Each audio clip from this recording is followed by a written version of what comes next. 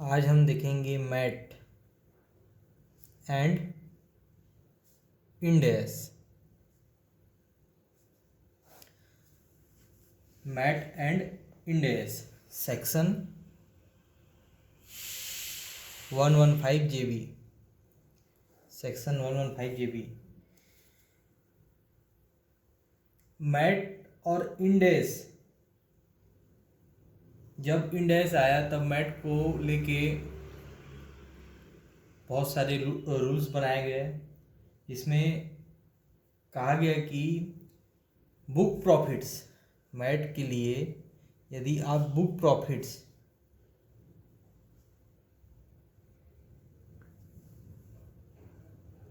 Mat के लिए यदि आप बुक प्रॉफिट्स लेते हैं तो जो नेट प्रॉफिट लेंगे एज पर कंपनीज एक्ट वो होगा बिफोर ओसीआई।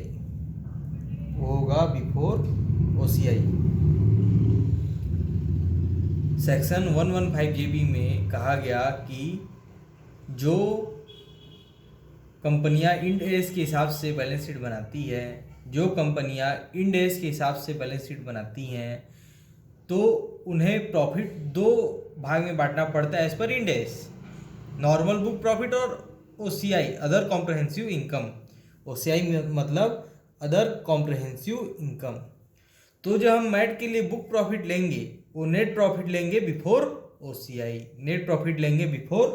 ओसीआई। ये सबसे इम्पोर्टेंट इसमें बात कही गई। सेकंड है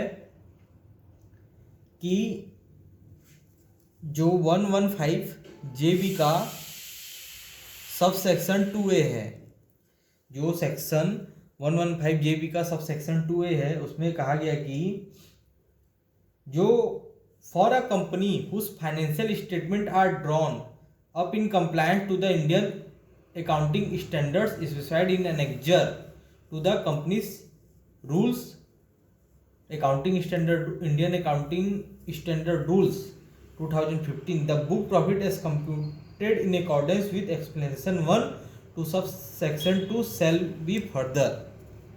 मतलब इंड एस के हिसाब से यदि आप बैलेंस शीट बना रहे हैं तो बुक प्रॉफिट कंप्यूट करने के लिए एक्सप्लेनेशन 1 सब सेक्शन 2 को एडजस्ट सबसे पहले करिए, जिसमें हमने देखा था पिछले वीडियो में कि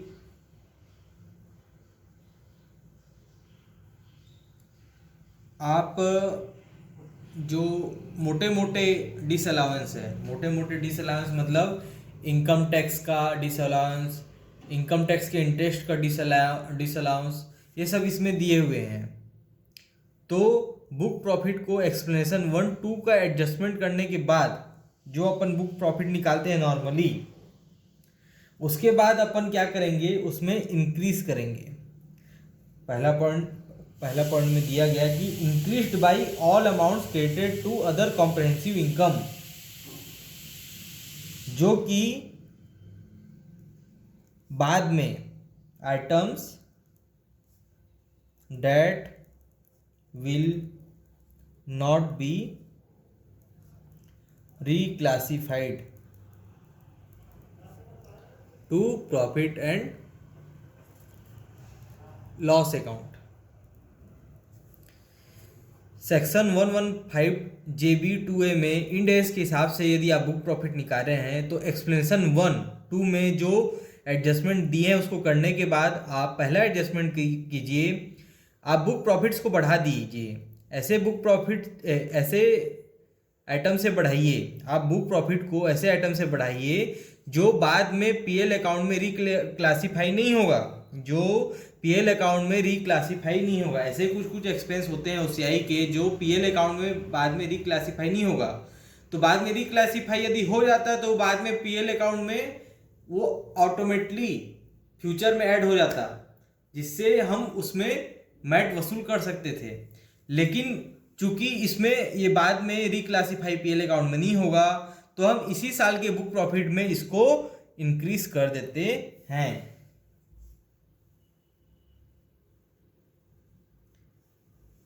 जो इनकम क्रेडिटेड है, मान लीजिए ऐसा कुछ इनकम है, मान लीजिए ऐसा कुछ इनकम है जो ओसीआई में है, मान लीजिए ऐसा कुछ इनकम है जो कि ओसीआई में क्रेडिट है, मान लीजिए ऐसा कोई इनकम है जो ओसीआई में क्रेडिट है और वो बाद में रिक्लासिफाई पीएल अकाउंट में नहीं होगा, तो उस इनकम से बुक प्रॉफिट को बढ़ा दीजिए। इसी का सेकंड है, मान लीजिए कोई इनकम डेबिट है ओसीआई में, अदर कॉम्प्रहेंसिव इनकम में वो डेबिट है, अदर कॉम्प्रहेंसिव इनकम में वो डेबिट है और वो आइटम आपका बाद में not be reclassified into PL account, तो बाद में वो एक्सपेंस आपको अलाउ होगा नहीं, बाद में वो एक्सपेंस आपको अलाउ होगा नहीं, तो हम उस एक्सपेंस को अभी ही बुक प्रॉफिट कंप्यूट करने के लिए उसे डिक्रीज कर देते हैं बुक प्रॉफिट से। तो अभी तक हमने क्या देखा, सेक्शन 115 जेबी में सेक्शन सब सेक्शन 2A कहता है कि यदि आपकी बैलेंस शीट इंड एस के हिसाब से बन रही है तो बुक प्रॉफिट जैसे आप नॉर्मली कंप्यूट करते हैं एक्सप्लेनेशन 1-2 के हिसाब से, जो मोटे मोटे डिसअलाउंस होते हैं, एग्जाम्पल इनकम टैक्स का disallowance, second interest on income tax, ये सब जो मोटे मोटे डिसअलाउंस है पहले आप उसको एडजस्ट कर लीजिए। उसके बाद पहला एडजस्टमेंट करिए कि जो ओसीआई में आपका अदर कॉम्प्रहेंसिव इनकम में जो क्रेडिट है अमाउंट, जो क्रेडिट है अमाउंट और बाद में वो रिक्लासिफाई पीएल अकाउंट में नहीं होगा, तो उससे आप उस इनकम को बढ़ा दीजिए। सेकंड, ओसीआई में कोई एक्सपेंस डेबिटेड है और बाद में वो रिक्लासिफाई पीएल अकाउंट में नहीं होगा, तो उस इनकम, तो उस आइटम से अदर कॉम्प्रहेंसिव, जो अदर कॉम्प्रहेंसिव इनकम में जो आइटम है डेबिट, उससे बुक प्रॉफिट को घटा दीजिए। बुक प्रॉफिट को यहाँ पे बढ़ाइएगा पहला में, दूसरा में बुक प्रॉफिट को घटा दीजिएगा। सी पॉइंट कहता है कि इंक्रीज्ड बाय अमाउंट और aggregate of the amount, increased by amount or aggregate of the amount debited to statement of PN profit and loss account on distribution of non-cash asset to shareholder in a demerger in accordance with appendix A of the Indian Accounting Standard 10।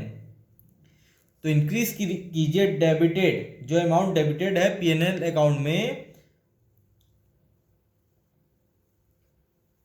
Demerger के case में, ठीक है। तो क्या होता है, इसका एक एग्जांपल अपन लेते हैं कि जैसे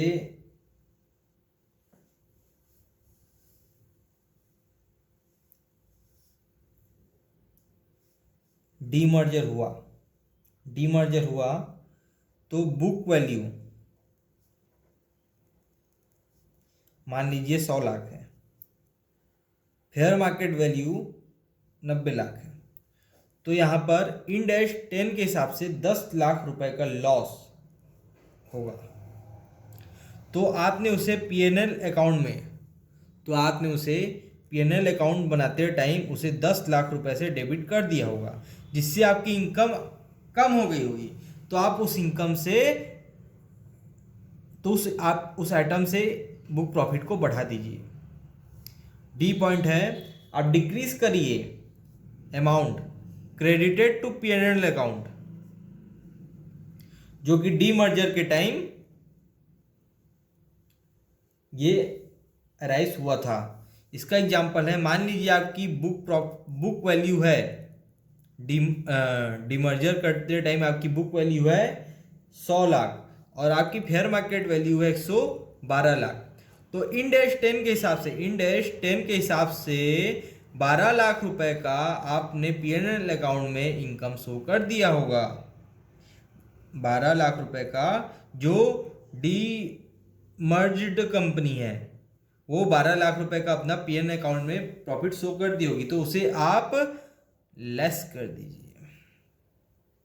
तो पहला शुरू से इसमें देखते हैं कि सेक्शन 115 जेबी में सब सेक्शन 2A लाया गया जो कहता है कि यदि आपकी बैलेंस शीट इंड एस के हिसाब से है, आपका P&L अकाउंट इंड एस के हिसाब से है, आपकी कंपनी इंड एस के हिसाब से अपनी बुक्स मेंटेन करती है, तो आप बुक प्रॉफिट निकाल लीजिए एज पर एक्सप्लेनेशन 1-2, जो कहता है कि जो मोटे मोटे डिसअलाउंस है उसे आप एडजस्ट करने के बाद पहला आइटम आप इस सब सेक्शन 2A के अंदर एडजस्ट करिए, जो कि पीएल अकाउंट में, जो कि ओसीआई में क्रेडिट है, और बाद में वो पीएल अकाउंट में रिक्लासीफाई नहीं होगा। तो बाद में नहीं होगा तो हमारी इनकम बाद में नहीं बढ़ पाएगी। तो उस आइटम की इनकम को अभी आप बुक प्रॉफिट में बढ़ा के दिखाइए, उस आइटम की इनकम को अभी बुक प्रॉफिट में आप ऐड कर दीजिए। इसी का उल्टा कि जो आइटम ओसीआई में डेबिट है और बाद में वो रिक्लासीफाई नहीं होगा पीएनएल अकाउंट में, तो उस आइटम को बुक प्रॉफिट से आप लेस कर दीजिए। थर्ड पॉइंट है कि डीमर्जर के केस में इंड एस 10 के हिसाब से क्या होता है, कि जो बुक वैल्यू है, इंड एस 10 के हिसाब से क्या होता है कि जो बुक वैल्यू है उसे यदि डीमर्ज कंपनी रिजल्टिंग कंपनी को ट्रांसफर करती है तो अपन फेयर मार्केट वैल्यू में उसे ट्रांसफर मानते हैं। तो क्या होता है कि इस केस में मान लीजिए आपकी बुक वैल्यू 100 लाख रुपीस है और फेयर मार्केट वैल्यू आपकी 90 लाख रुपीस है, तो 10 लाख रुपए का लॉस आपके P&L अकाउंट में शो होता होगा, तो आपकी इनकम कम हो गई होगी। तो उस आइटम से, उस 10 लाख रुपए से आप बुक प्रॉफिट को बढ़ा दीजिए। मतलब इनडायरेक्टली हम उसका इफेक्ट खत्म कर रहे हैं। इसी का उल्टा डी पॉइंट है कि डीमर्जर के केस में मान लीजिए बुक वैल्यू आपकी 100 लाख रुपीस है, फेयर मार्केट वैल्यू आपकी 112 लाख रुपीस है, 112 लाख रुपीस है, तो इंड एस 10 के हिसाब से आप 12 लाख रुपीस का क्रेडिट करते हैं पीएनएल अकाउंट में। तो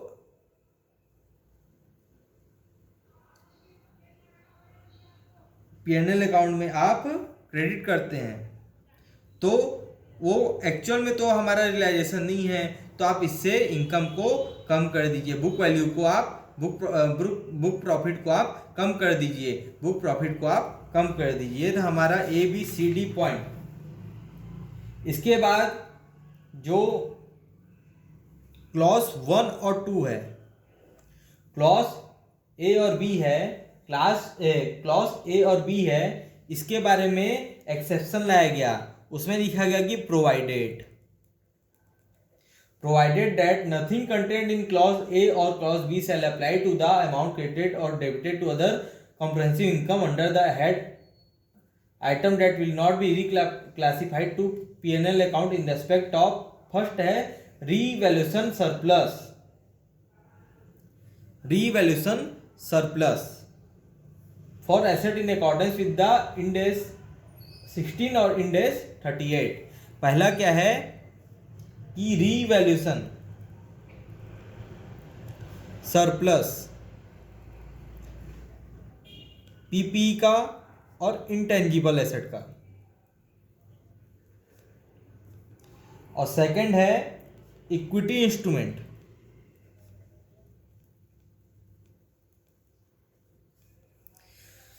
तो ये दोनों आइटम का यदि बाद में पीएल अकाउंट में रिक्लासीफाई नहीं होता है तो भी हम इसे बुक प्रॉफिट में एडजस्ट नहीं करेंगे, ना तो ऐड करेंगे ना तो लेस करेंगे। इसका हम ऐड और लेस तब करेंगे जब एक्चुअल में ये रियलाइज होगा। तो अब इसका सब क्लॉज ए और बी का एक्सेप्शन ये है कि जो रिवैल्यूएशन सरप्लस होता है पीपी और इंटेंजिबल्स का, उसे हम इसमें कंसीडर बुक प्रॉफिट निकालते टाइम कंसीडर नहीं करेंगे, और इक्विटी इंस्ट्रूमेंट के जो गेन और लॉस होता है फेयर मार्केट वैल्यू के कारण, उसे हम इसमें एडजस्ट नहीं करेंगे। यानी कि हम बुक प्रॉफिट में इसको नहीं बढ़ाएंगे ना घटाएंगे, इसे हम तब एडजस्ट करेंगे जब ये एक्चुअल रियलाइज हो जाएगा।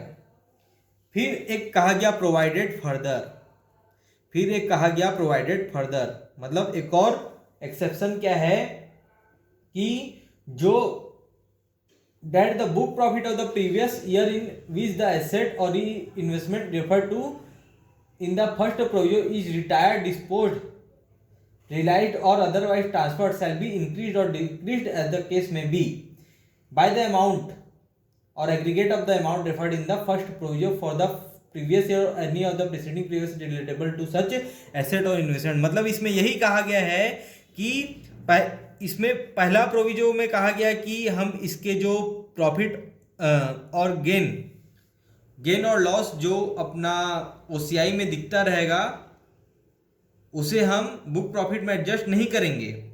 कब? इस साल।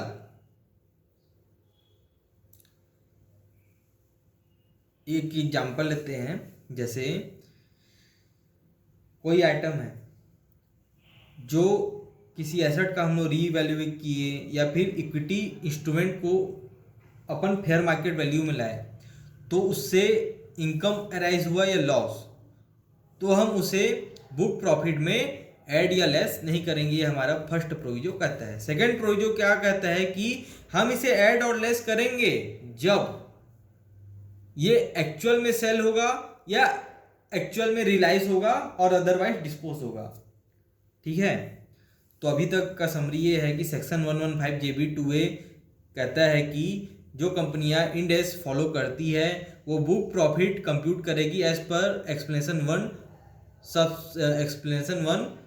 सब क्लॉज 2 सब सेक्शन 2 जो भी है, इसमें उसके हिसाब से एडजस्टमेंट करने के बाद मुख्यतः 4 एडजस्टमेंट और करेगी। पहला कि ऐसे आइटम जो ओसीआई में दिख रहे हैं, ऐसे आइटम जो ओसीआई में दिख रहे हैं उसे हम, और ओसीआई में क्रेडिट है, जो आइटम ओसीआई में दिख रहे हैं और वो क्रेडिट है और बाद में वो जाके रिक्लासीफाई नहीं होंगे पीएल अकाउंट में, तो उसे हम इसी साल के बुक प्रॉफिट में ऐड कर देंगे, क्योंकि हम बुक प्रॉफिट कौन सा लेते हैं? Before OCI. तो ऐसे आइटम जो बाद में रिक्लासीफाई नहीं होंगे पीएल अकाउंट में और वो ओसीआई के क्रेडिट में हैं, तो उससे हम बुक प्रॉफिट को बढ़ा देंगे। इसी का उल्टा कि जो आइटम रिक्लासीफाई नहीं होगा, रिक्लासीफाई पीएल अकाउंट में नहीं होगा बाद में, उसे हम, यदि ओसीआई में डेबिट है तो हम उसे घटा देंगे बुक प्रॉफिट को। तीसरा क्या है कि डीमर्जर का केस हो रहा है। डीमर्जर में डीमर्ज कंपनी ट्रांसफर करिए रिजल्टिंग कंपनी को एसेट एंड लायबिलिटी, तो बुक वैल्यू है मान लीजिए 100 लाख, एफएमवी है 90 लाख, तो 10 लाख रुपए इसमें पीएल अकाउंट में वो as per Ind S debit करी होगी, तो जिससे इनकम घट गया होगा, तो हम उसे उस इफेक्ट को नलिफाई करने के लिए उससे बुक प्रॉफिट को बढ़ा देंगे। इसी का उल्टा कि मान लीजिए बुक वैल्यू उस एसेट की, उस बुक वैल्यू है उस ट्रांसफर की 100 लाख रुपए और एफएमवी है 112 लाख रुपए, तो as per Ind AS demerge company के क्रेडिट में वो अलग से 12 लाख रुपए शो होता होगा, तो 12 लाख रुपए को अपन 12 लाख रुपए से इनकम बढ़ गई होगी, तो हम उससे बुक प्रॉफिट को घटा देंगे। फिर प्रोविजो लाया गया कि सब क्लॉज, प्रोविजो लाया गया कि क्लॉज ए और बी में यदि रिवैल्यूएशन सरप्लस है पीपी और इंटेंजिबल के कारण, रिवैल्यूएशन सरप्लस है पीपी और इंटेंजिबल के कारण, या इक्विटी इंस्ट्रूमेंट के फेयर मार्केट वैल्यू में उसको कंसिडर करने के कारण यदि इस टाइप का कुछ गेन और लॉस अराइज होता है, तो हम उसे बुक प्रॉफिट कंप्यूट करते टाइम इग्नोर कर देंगे, उसे नहीं लेंगे। लेकिन सेकेंड प्रोविजो फिर लाया गया कि हम उसे लेंगे जब वो एक्चुअल सेल होगा या डिस्पोज ऑफ होगा या रिटायर होगा या अदरवाइज जो भी होगा उस ईयर में अपन उसे ले लेंगे। फिर सेक्शन 2 भी लाया गया 115 JB का सेक्शन 2 भी लाया गया कि वो पहला जो 2A लाया गया था वो डीमर्ज कंपनी के में था, ये सेक्शन 2 भी लाया गया कि जो रिजल्टिंग कंपनी है तो जो प्रॉपर्टी और लायबिलिटी, इस सेक्शन की लैंग्वेज ये है कि in the case of a resulting company where the property and the liability of the undertaking और undertakings being received by it are recorded at value different from value appearing in the books of profit of the demerged company immediately before the demerger. Any change in such value shall be ignored for the purpose of computation of book profit of the resulting company under this section. मान लीजिए इसको एक example समझते हैं. मान लीजिए आपका